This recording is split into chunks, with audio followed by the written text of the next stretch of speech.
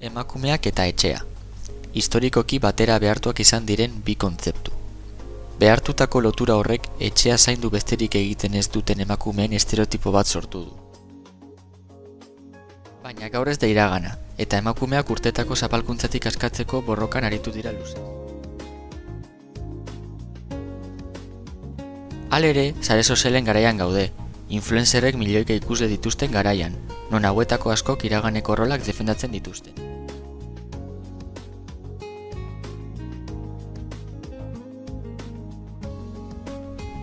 Influencer batzuk ideia zaharkituak izatea, ez zen halako arazoa izango algoritmoak sarituko ez balitu.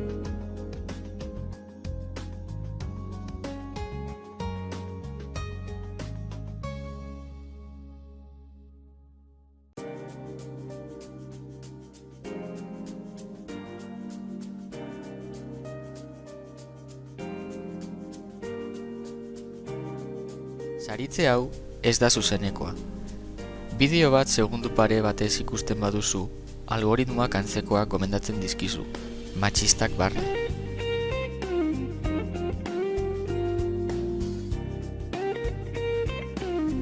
Eta ez denez sareetan hain ohikoa den ikuspegia, third wife baten bideoak gomendatua izateko segundu hori ikusten erraz iraungo du erabiltzaileen gehiengoak.